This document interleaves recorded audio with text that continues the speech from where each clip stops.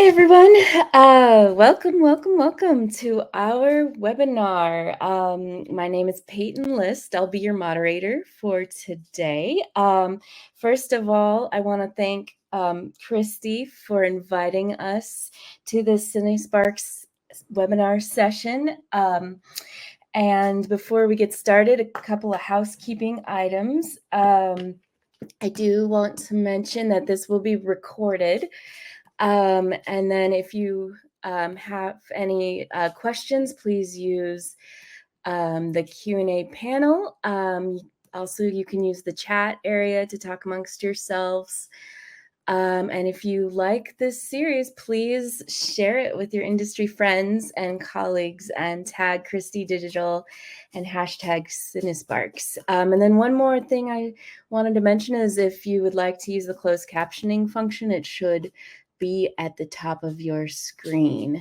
But anyway, once again, my name is Payton List. I am the Director of Production and Post Technology at Fox Entertainment. I started out originally in the industry in camera and kind of weaved my way up through various departments and ended up in post and then ended up managing teams. And so I have a lot of experience managing teams of all types, and I really love working with people.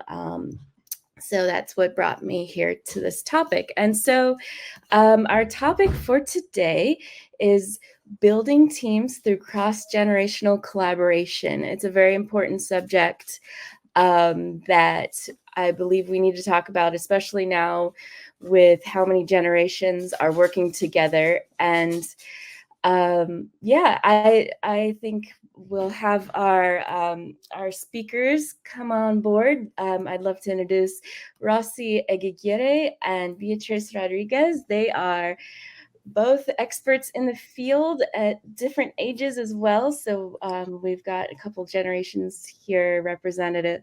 I'm a millennial, Rossy's Gen X, and Beatrice is a Gen Z. But also, I've known them for a very long time. We volunteered together with the Hollywood Professional Association. I think you might have seen the video at the start. It's a great organization that brings together people across the industry for networking and highlights people that normally aren't recognized. So it's a really great organization. And I will hand it off to Rossy to introduce herself.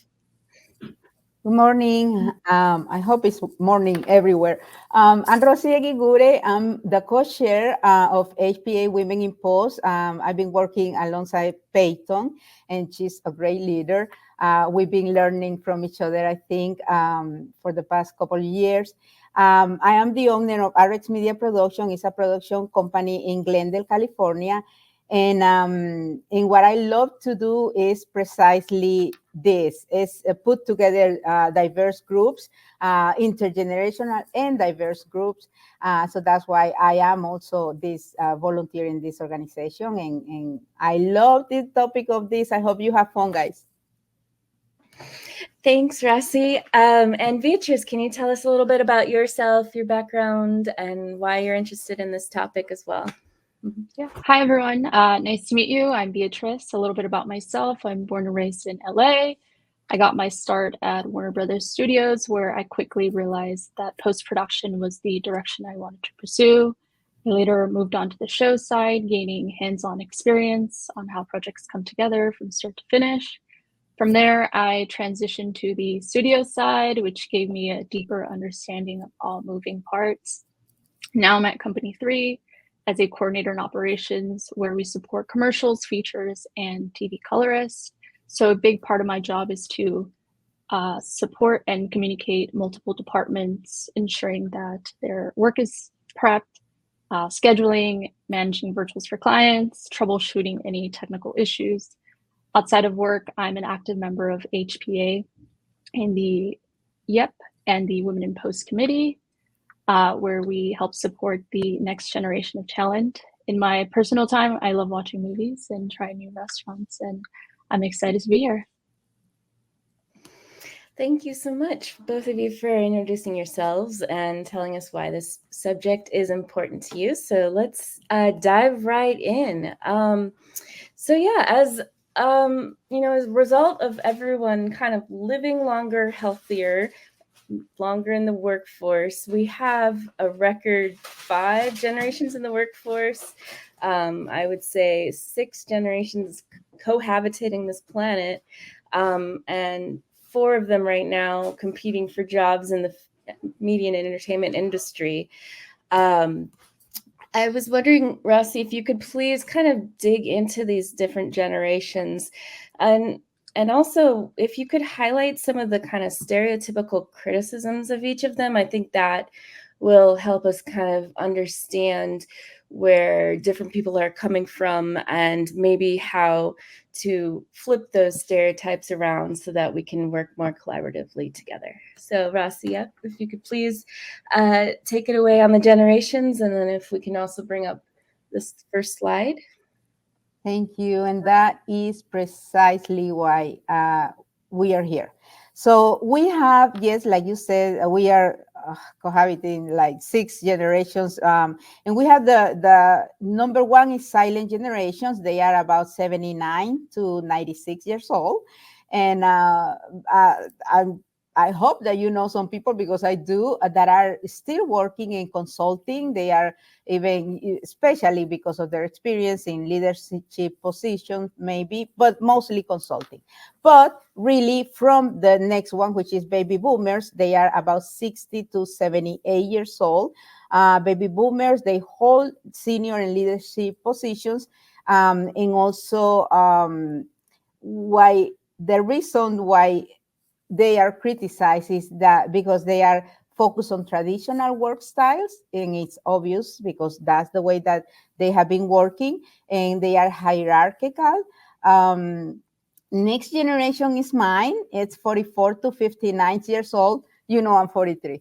But we are called the sandwich generation, and it's because we are in between the older generations and the youngest younger generations.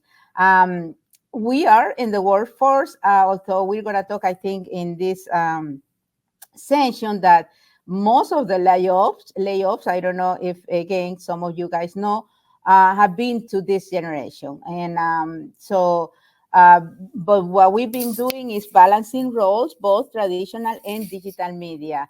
The critiques for us is that we are independent, but occasionally skeptical to change. So we often act like a bridge between generations that I already mentioned. Next generation is Payton, is millennials, Gen Y. They are about 43 to 28 years old. Millennials are leading the digital transformation, tech innovations, and they are reshaping content creation. My daughter, by the way, is a millennial. They are criticized because they are frequently are job hopping, and I don't know if that's exactly happening now, but they were job hopping, but they value purpose and flexibility in their careers. And Payton again can share some more about that. Then we have Generation C, which is Beatriz. They are between 12 years and 27 years. And they are the ones who are bringing fresh perspectives on tech, social media, and modern content.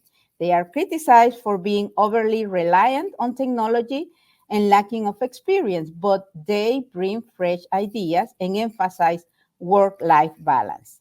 And then we have to mention Generation Alpha. They are kids. They are, people, newborns and to 11 years old, but they are working in media. They are in YouTube. They are in TikTok. So they are shaping the digital content creation now. Obviously, they are criticized for being dependent of digital devices and especially the attention span, having short attention span. So those are the generations. And again, we're going to talk about that throughout this session. Thanks so much, Rossy. That was really interesting. It's so interesting to hear about the differences that most people think are between the generations. So let's kind of try to challenge those differences right now and actually get to know both of you through this. So we'll start with Beatriz. Beatriz, you're a Gen Z. And I have to say, one of my favorite things about your generation is how you've contributed to a work-life balance.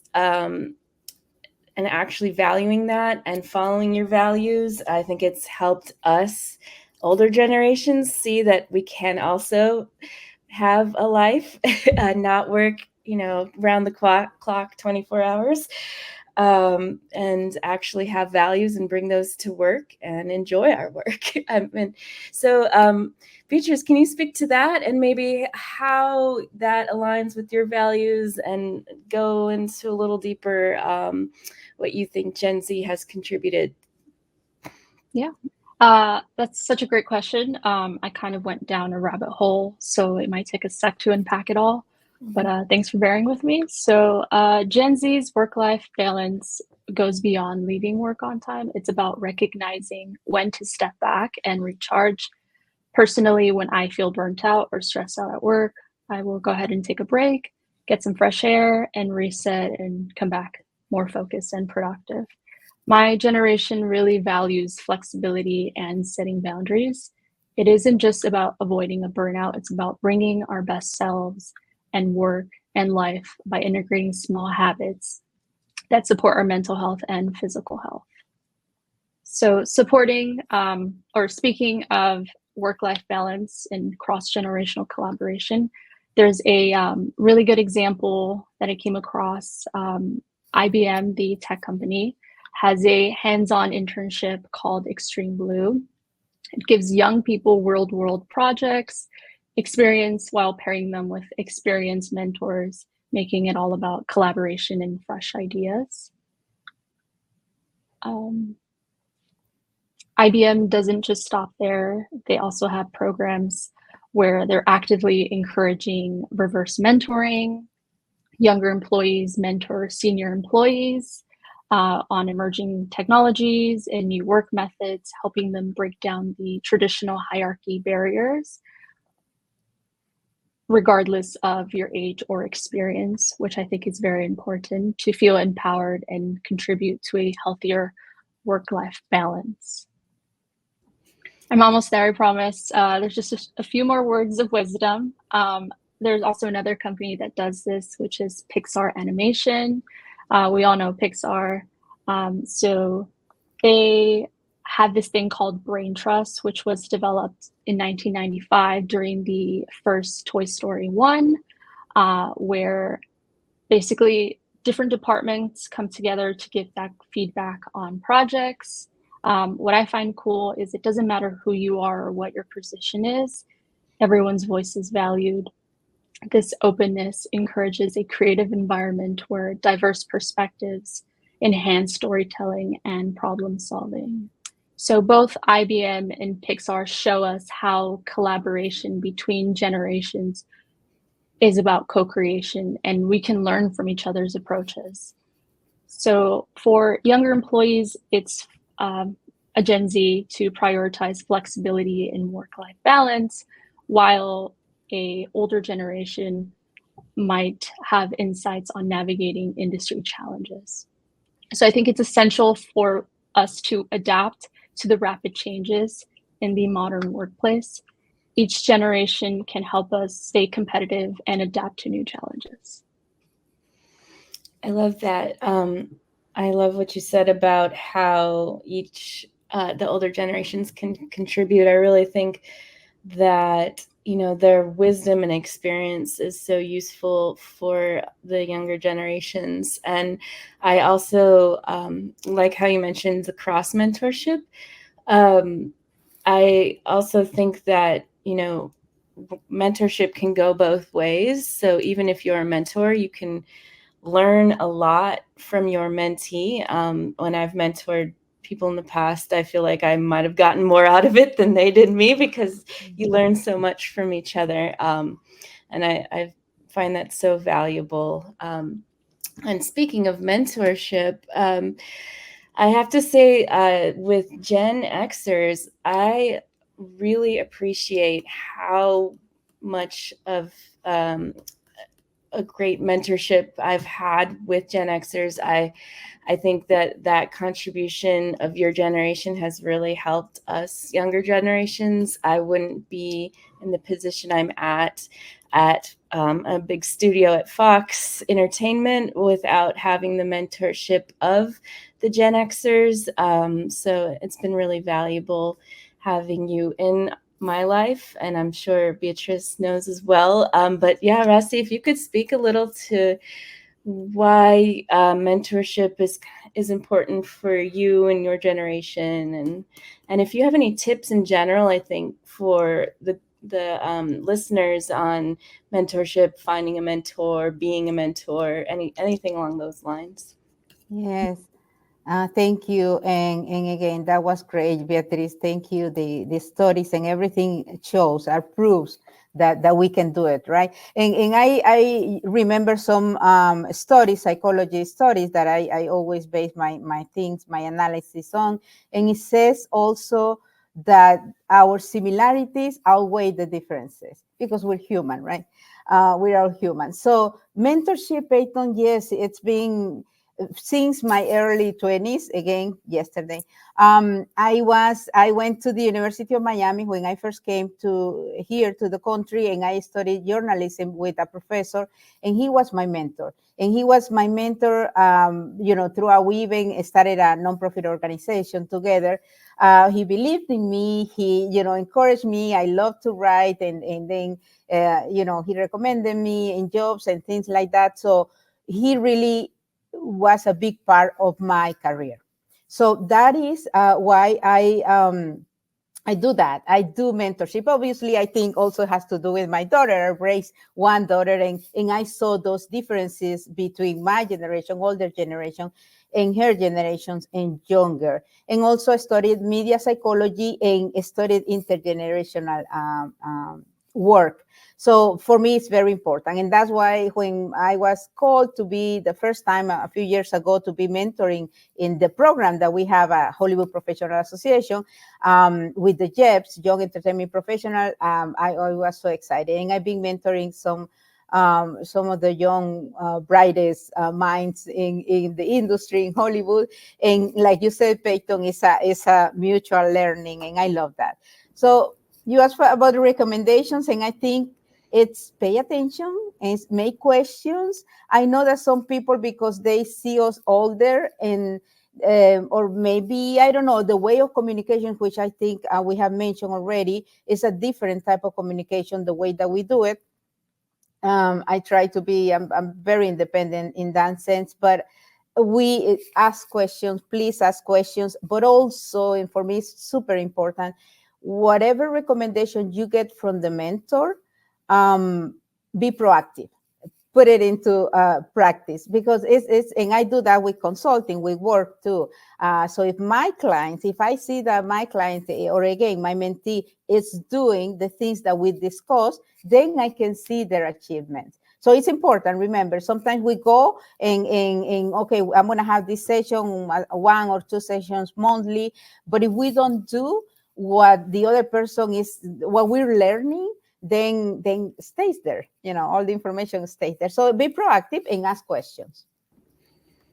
Yeah, I think that's very important. Thank you so much, Rossy. I have to say, also follow up. It goes a long way to just say thank you to people. That's a big one. I think we're helping each other out, and I think that's important. Another thing I wanted to mention is there are no stupid questions. I know some people have a habit of saying, "Oh, I have a stupid question." Even I do that myself sometimes. And you know what?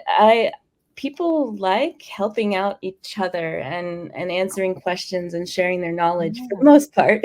Once in a while you'll get, but for the great majority of people, you'll find they will want to share their knowledge with you. So especially if they are mentors. I'm sorry to interrupt, but especially if they are mentors, that's the role, right? And again, I mentioned what the JEP program, which is, I really love it and recommend it, the program, the committee, they pair together the mentee with the person that is going to help them more in their careers. The mentee asks, and that's my recommendation too, whenever there are many great mentorship programs everywhere. HPA is from LA, but I think we have mentees in other places. But what they specifically do, HPA is pair them with the right person, right? Like if this person, the mentor did documentaries, then they pair them with that person, or executives in other areas. So that's why they are there, by the way, and they committed to do that mentorship. So that's why making questions and again and being proactive, it's gonna really help you. Yeah, and a lot of the larger companies in the industry also have internal mentorship programs. They'll pair employees that have been there longer with people who are newer, sometimes even in little groups. And I always participate in those kind of things if you have them available to you. If you don't, I think, look out for these groups like the HPA, I think the Academy. There's a lot of different groups that are doing good things across the industry, trying to pair people. And I also think it's fantastic that we can meet virtually now. So I see there's a lot of international folks on. That allows us to really communicate more across countries and time zones, and having this remote ability. And so definitely, even if it's in another country, like look for these types of organizations like the Hollywood Professional Association. These groups are trying to be more inclusive globally, because the film world is expanding beyond just the main hubs of the US and India and Europe. Like, it's growing globally. So yeah, definitely interact. But yeah. I also wanted to add on that I think it's really important to keep in touch with your mentor. I think, especially for me, starting in my career, it's really good to have a support system. If there's ever any questions you have, or if you need guidance in your career, I think it's a really good person to have. Also, these people are experienced, they know other people, so they can connect you with someone that you might want to meet that you might not know yet. Yeah, exactly. All right. Thank you so much. These are all great points. So yeah, let's dig a little deeper into how to work collaboratively. Let's start out with some of the biggest challenges you both think there are to collaborating intergenerationally. And if you've ever experienced any of these challenges yourself, how did you overcome them? Beatriz, do you want to kick it off? Yeah. I just want to note that I'm not representing all of Gen Z here. These are just my thoughts and my own experiences. But I believe that a little bit of it starts off with having different communication styles. I think that's where a lot of misunderstandings and disengagement starts. For instance, some might prefer face-to-face conversations, other might lean towards digital communication methods, either like emails or messaging apps, which can sometimes create a barrier to effective collaboration. As a Gen Z, I have personally experienced instances where my viewpoints and my contributions are not fully acknowledged in the workplace. It's crucial for all generations to share a space and work together. When younger voices are overlooked, it can lead to missed opportunities for innovation and growth. So by promoting open discussion and valuing each other's insights, we can promote a more inclusive environment where everyone feels heard and appreciated. This is important by bridging the generational divide, as it encourages mutual respect and understanding. So by making this conscious effort to engage in conversations, sharing thoughts and ideas is really good to ensure that everyone's voice is heard. Yes, I obviously agree with that, and we based everything on stories and what's happening. Well, what I like for the people is to focus on ourselves, and like I said before, when I was looking at the psychological studies from Harvard, from APA, I found that and it's really great that they found that we have more similarities than differences. Again, I love working with these girls.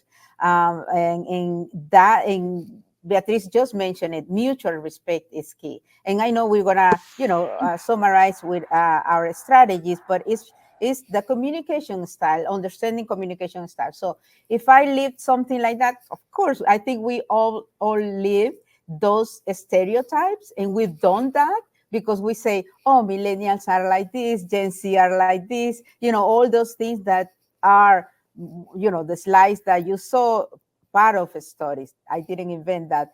They say that millennials are entitled, but maybe that was at the beginning when it was really weird or strange for baby boomers and Gen Xers, seeing that our kids were saying I know more, for example, right? So it's like, yeah, they did know more. So that's one thing. And then the work-life balance that Beatriz also mentioned, and I love that because I do that.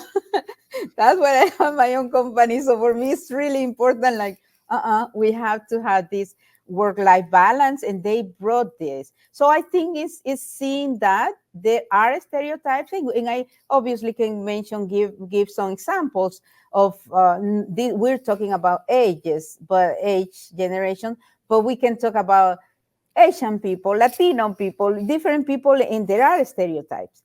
But at the end, we're all humans, and I will keep saying that. So if we really understand that, oh, let's understand that other part and communicate. So it's mutual respect and communication. But yes, these misconceptions are there.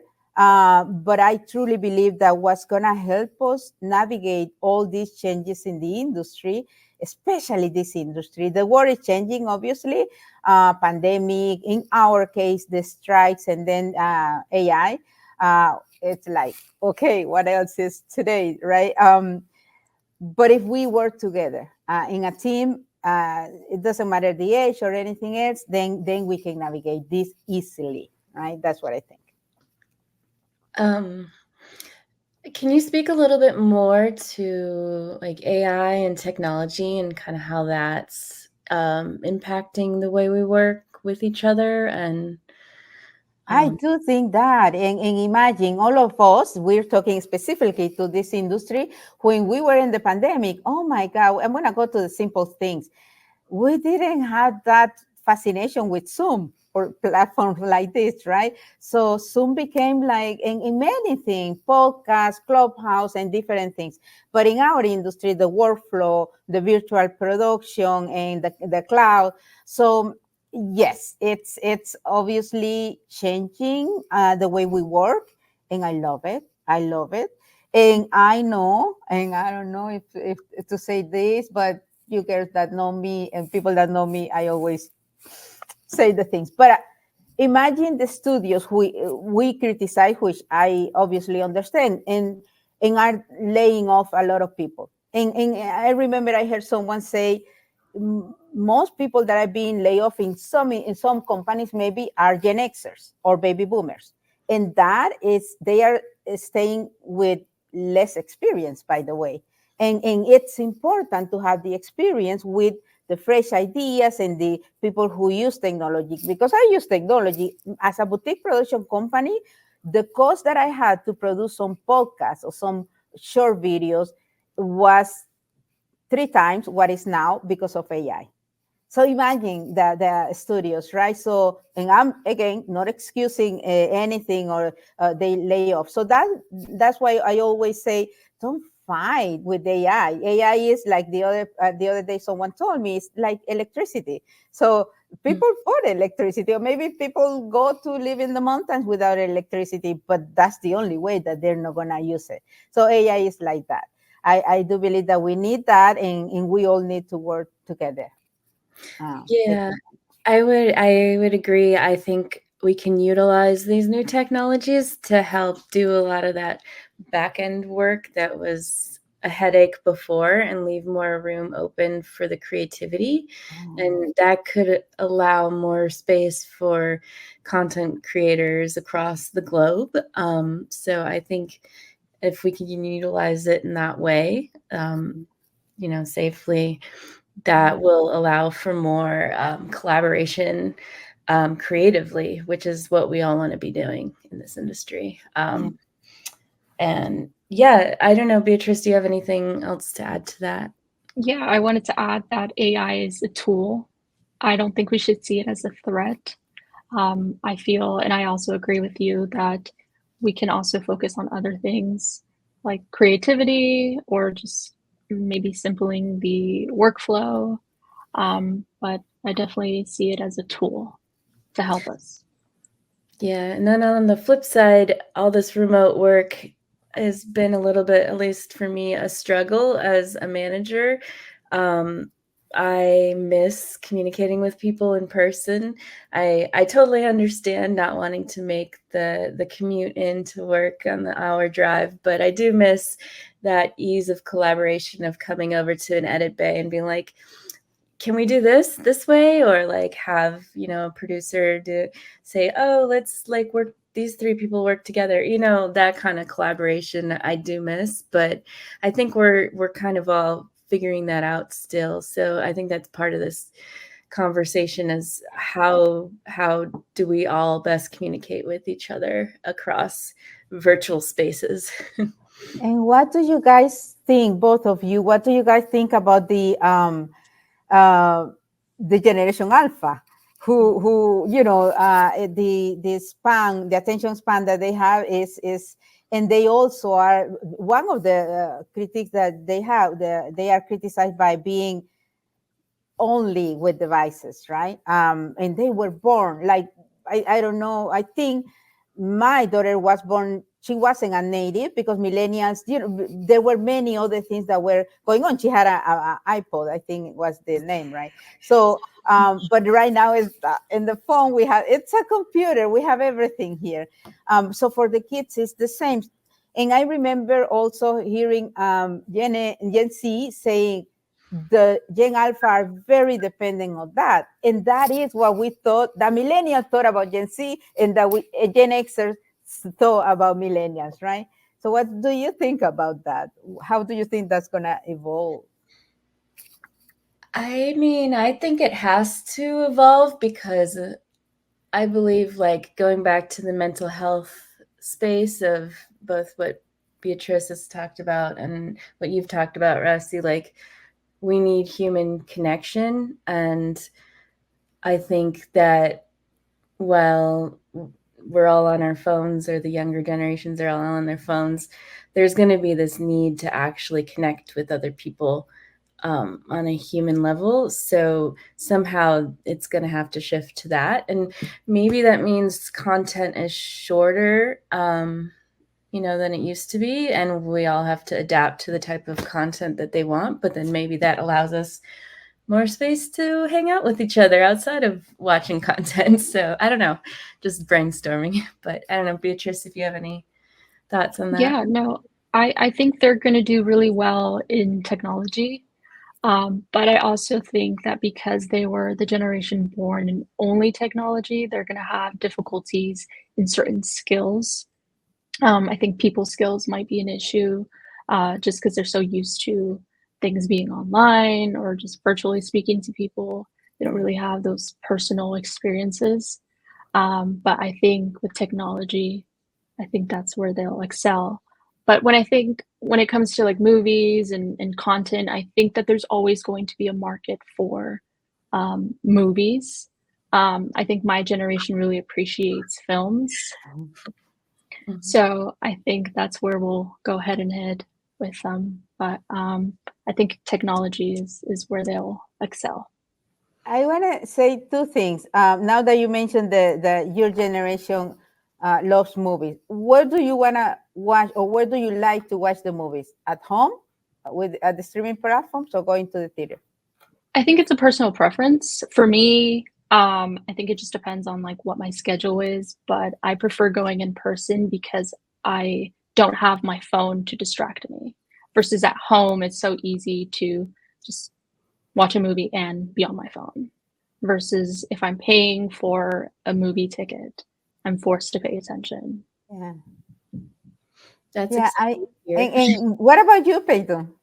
Oh, I mean, it's funny because like a lot of times I am just like tired after work and just want to watch it at home, but there's just something like about the experience of being in a room with other people, like experiencing this emotional connection to this to these movies. And I still love going to the movies, and a lot of my best memories when I was younger revolve around going to the movies, and I love seeing the filmmakers talk about their movies, and and just hearing the crowd laugh and yell and whatever, just like getting into it. It's so fun for me. So.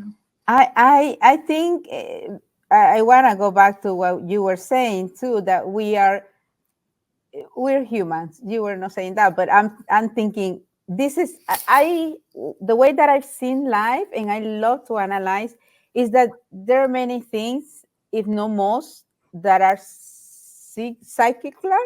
It's a cycle, right?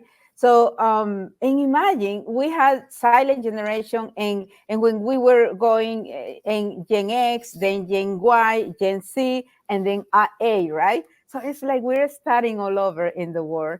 And I think humanity, even despite the AI, we are going to, if, and this is the condition, if we focus on working together and also prioritizing mental health and humanity, and saying, yes, I need AI. I don't know if to use the word AI. I mean, need, but yes, we need electricity, right? But I am the creator. I always say that I am the creator. AI is the fabric. Fabric. I'm sorry. Again, the factory is the place where things are made, because they have all the resources. It's a machine. We know, right? So, and again, we're gonna keep learning. I know that we're just, we've been with Alexa a while ago, and that was AI. So we're gonna keep learning different things. But if you, me, the three of us think, okay, I like to go to the movies because the humanity, the people going with friends, eating popcorn there. And if we don't change that in our kids, and, the alpha kids also learn that, they can take advantage of that. We are seeing that they are doing short content, obviously, and they enjoy short content. But again, because I believe life is a cycle, then we can go back with that, but taking advantage of the new things, right? That's what I think. Thanks, Rossy. And so on that note, I was wondering if you both could dive into some of the strategies to actually help with these challenges and communication, collaboration. If you could kind of mention a few that you think, a few strategies you think would help with the communication across these generations and with these challenges of technology and all of this. Beatriz, if you want to start it off. Yeah. I believe we should start with implementing flexible communication styles, encourage open communication, create a space where everyone feels comfortable sharing their ideas, whether it's through regular check-ins, brainstorming sessions, or informal chats, as well as encouraging mutual mentorship programs. I think that's very helpful for younger generations or team members like myself, having some guidance, but also having feedback on areas that we can improve, as well as creating opportunities for cross-generational projects, pairing up different team members, being able to tackle on different projects, training sessions, to enhance that collaboration. And lastly, I think this one is the most important one. We should celebrate achievements and milestone as a team. I believe that that's not done enough. I know that that happens with like someone's moving up to a different position, but I think also the small milestones should be celebrated. Yes, exactly. And I think that's the way we acknowledging the talent of younger generation, that really they feel value, they do better. Anyone again that do better. So the strategies that and they are obviously similar. And when I say obviously, because we've been talking about this in this session, is the first one for me is encouraging openness and adaptability. And when Beatriz spoke about the communication, for me, it's really simple. If we have different styles of communication, but if the employees or the team member feels safe, and that's the way that we do that. We made them feel safe to be open. And so again, it's not just, okay, let's sit down and talk. It's like, okay, I want to listen to you. And maybe the second one will explain more this mutual respect. And I think it's simple. Treat the other person the way that you like to be treated. And I remember I always treat people, and I know it's a cliche, and we see many quotes that I repost every time I see. I treat the CEO the same way I treat the person who clean, but I do, and I think it feels good. It feels great. Even if that person doesn't answer the same, and I'm gonna tell you a short story here if we have time. But I remember we were doing, and I always say this because I was married at that time. And my ex-husband asked me, we produced for a network an interview with President Clinton when he was leaving, and I was the producer. Then we had the anchor and the cameraman and everything. And when I said, nice to meet you, I said, nice to meet you. And when I told my ex-husband, and he said, you didn't call him Mr. President? You didn't do it. It's like I had to bow my head or something. So no. Even that, and I remember when I used to work in longer projects in companies, because I always worked independently for 30 plus years. I really treated the same way the president or whoever, right? The way that person answer, it's their thing, problem. The way I do it, it's so mutual respect is very important throughout the communication. You mentioned cross-project, work on cross-project. The third one for me is cross-training, because it's something like this. What we're doing here, we're learning from each other, right? And hopefully people who are listening are learning something and they have questions, I think. But it's this, let's understand what Beatriz can teach me. And that's the way I work with them and with my mentees and even clients. Let's learn, and it's a mutual thing. That's cross-training. And for me, the last one is also very important, which is understand individual paths and strengths of everyone, so we can focus on shared goals. And the example for me is, I'm working in a big production with 100 plus people, and I know each of them, the cameraman, the editor. They are in the work because of the salary, because of that was because of many things. And I just mentioned the salary, but because of many things, and I had to respect that.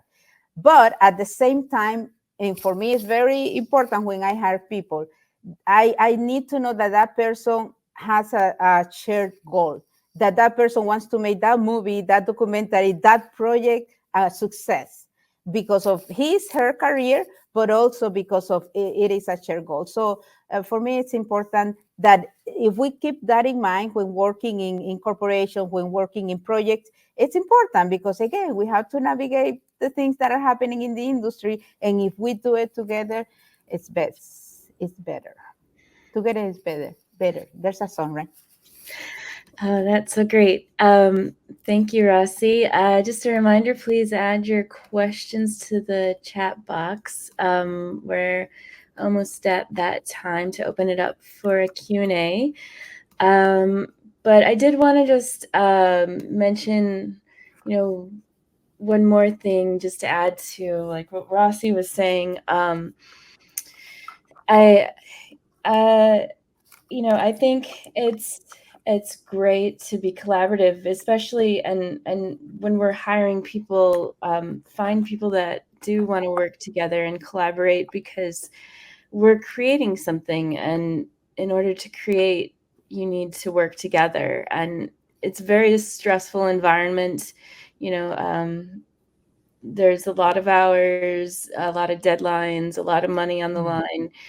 And when you are all working together, I think it's a lot more fun and a lot easier to get through. And you feel like Beatrice is saying, you can celebrate that accomplishment at the end because you have some tangible thing that you created together, whether it was a project or a movie or, whichever thing you're working on. So I think that collaboration is so important. All right. And Beatrice or Rossy, do you have anything else you want to add to this conversation before we go? While we wait for the questions again, and maybe in the question, but for me, it's just that these stereotypes and all the criticism to the generation, it exists. Again, it's like if I don't think that because I learned English in Miami in my 20s and I have a strong accent and people think, stereotyping that I will feel bad. No, I decide not to feel bad, right? So it's the same if any age, because I'm a Gen Xer and I don't know, stereotype for that. I'm a human. So if I feel that way, please guys feel that way because you're special, you're unique. Any age, any color, anything, you're unique. I'd like to add on to remember to not be afraid of sharing your ideas and challenge what's been done before. Collaboration is key, and by working together across generations, we can be more inclusive and innovative in the workplace. So let's continue to work together and lead and shape the future. So I think this was really good. Yeah. Thank you both. Those are great words of wisdom. All right, we have a couple of questions, I think. We'll start out with question one. What do you feel has been the best tool or work practice that has helped unite generations in the workplace? Rossy, you want to start? Unite generation? Mm-hmm.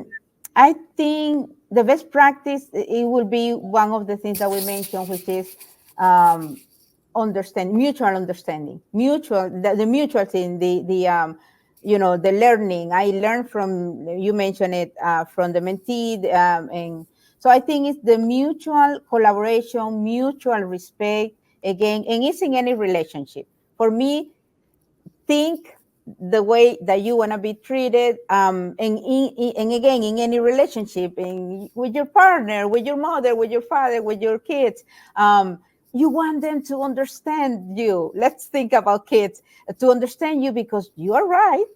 You are, but if you understand that there's not an absolute truth, and that they have their truth, and we're talking just about a baby that is crying, he's hungry, but they have their truth. So again, it's mutual thinking on the other person, and whatever I want for me, then I can say, okay, let me really listen what they want and value them as a person, and then do what they need, right? Yeah, I think there's also some value in realizing like people have different types of communication styles, not just age related, but just in general. So like trying to adapt to each other's communication style and not being too offended if someone does speak differently than you do or communicate differently, because it's not a personal offense on you. It's just that's how they communicate, and I think there's value in having all of those communication styles together because you get different perspectives But sorry, Beatrice, did you want to say add anything to Yeah, that? I wanted to say, for me, some of the best tools are just the communication apps that we have. I think with remote work, it's very helpful to still have these tools to talk to people, but also Zoom. I think Zoom has been very helpful seeing people. So being able to talk to them online and kind of figure out like, hey, how can I help you? What do you need? So I think that's been very helpful. But I agree with what you said, Payton. Yeah, and bandwidth in general, I feel like the internet, like the cheaper it gets, the more ability we have to work across the globe together. So keep putting pressure on these companies to lower prices so we all could have access. But remember, and I'm sorry, guys, but I want to add this because you were talking also about the communication styles and using all these tools. But if we think that baby boomers, for example, they avoid confrontation. And if you are not in a Zoom, but in a Slack, you are communicating through an app, and they are not avoiding that confrontation because that's the way they think, then you don't understand. Sometimes you don't understand the communication in a text or in a chat, right? So that's why we remember that humanity, the human things is open communication, ask again, or do things like that. But remember that and it's not their fault. It's not our fault. It's not your fault. It's like understanding the things that we have mentioned, and you can research more on what's the style. Because sometimes for me it's not the same. I'm a hugger, so I really like to hug people when I see them in person, and I really like the face-to-face communication. And sometimes I get confused with text. So again, take that into account. Yeah, I'm so phone averse, but I would say like the boomers love calling and just like picking up phones. Even maybe some of the older Gen Xers, and so I have to just adapt to that. Yeah. And again, it's because of the misunderstanding. Let's be clear about that, because I have misunderstood text, but when that person called me, it's like, oh, that's what you meant. So it's like that. Personally, for me, I prefer calling.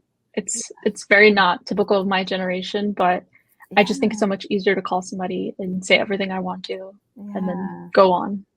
Exactly. Yeah. Sometimes the situation is just like, it solved when you just talk to the person. Yeah, exactly. All right. Well, we have another question here. How do you think generations have adjusted, grown as new generations have entered the workforce? And what do you predict Gen Alpha will bring to the table? So, The first part of the question, I'm sorry? How have the current generations adjusted and grown to new generations entering the workforce? Yes, I'm sorry. I think it's been many years already, and it's been difficult. I remember when some of my friends working at, I don't know, Disney, I'm going to say names, but Disney, they said, Rossy, there's a lot of young people, Asian people, and the thing is that they just get there and work like a year, and then they move on because they working on Disney. And we mentioned it in the critiques that we have for millennials, is that they were job hopping, right? And that's one of the things. I think the average was 18 months. But again, that has changed. Then Gen Z came, then the pandemic came. All of our generation had to live something that was unusual in the world, right? Like cholera, but in this time. So those things change. So we have adapted, and we are going to keep adapting. And as you know, and this is reality, many older generations are being laid off. So again, people are adapting. I always think that that's why consultants are important now, because you need experience. You need experience because it is. Remember, guys, it's not that we know. I don't have the absolute truth. younger generation don't have the absolute truth, but I live more years. So I'm gonna just give an example. If, oh, how do I deal with this? How do I answer this email? Maybe. And since I failed so much answering that email in so many wrong ways, then I will tell you how to do it the right way, right? So it's something as simple as that. So that's the way I think people are adapting. We have to, right? The way that we have to adapt to AI. And then how are we taking alpha? That's so fun. I've been learning from millennial and I've been learning from Gen Z. Let's learn from Gen Alpha, and we're learning. But for me, it's important, and I think millennials are the parents and even Gen Z of Alpha. So it's important to keep humanity. Please remember your grandma, your grandpa, and remember the good teen days, sitting down and just enjoying coffee and try to pass that on to your kids. Yeah. All right. It's looking like we're coming to a close. I feel like I could just keep talking about this subject for forever. Do you want to say something? I'm sorry, Beatriz. I know that. Do you want to No. I was going to add on that, I mean, personally for me, coming into the workforce, because I'm the new generation, I think graduating college and navigating the workforce was a big transition for me. But I think overall, I think everyone has been very helpful, but it's also if you want to be helped and connecting with the right people. But like Payton said, not taking anything personal, I think has helped me a lot. Understanding that people are just going through different things in life and it has nothing to do with you. Yeah. But just to take those tools and continue learning and building your experience. But for Gen Alpha, I think it's too soon. But I mean, as far as we know, technology is what they're really good at right now. So we will find out. All right. Thank you so much to the both of you, and thank you everybody for attending. We'll do our best to answer these questions after the webinar ends. But if you also want to reach out, feel free to connect with us on LinkedIn. Happy to answer questions anytime.